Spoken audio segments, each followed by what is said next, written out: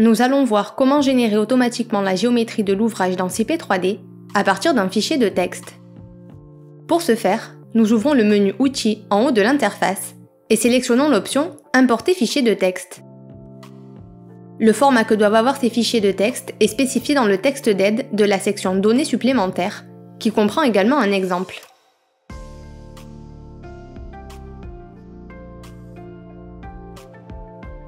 Le logiciel est capable d'importer des nœuds, des barres et des plaques.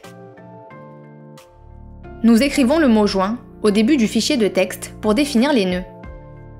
Sur la ligne suivante, nous saisissons le numéro du nœud, suivi des coordonnées X, Y et Z du nœud, séparés par des espaces. Chaque nœud est défini sur une ligne différente. Maintenant, nous définissons les barres.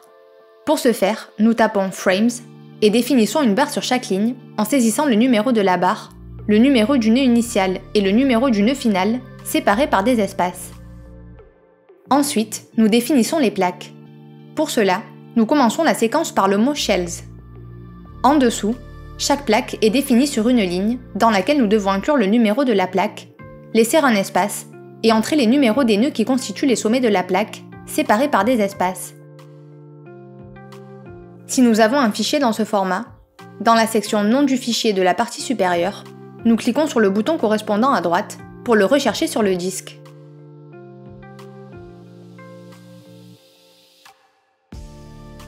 Après avoir sélectionné et ouvert le fichier, nous cliquons sur Accepter.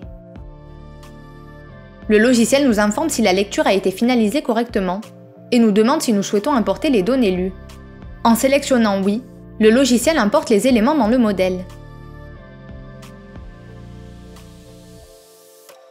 En cas d'importation du fichier de texte dans un ouvrage non vide, le logiciel nous permet de choisir la position des éléments importés. Si nous sélectionnons « Importer à la position définie dans le fichier », le logiciel charge les informations aux coordonnées saisies dans celui-ci.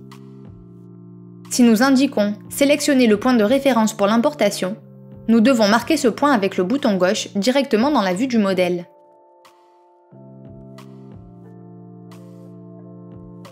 À partir de ce moment, nous pouvons définir les sections des barres et des plaques, les charges et les liaisons internes et externes pour compléter l'ouvrage.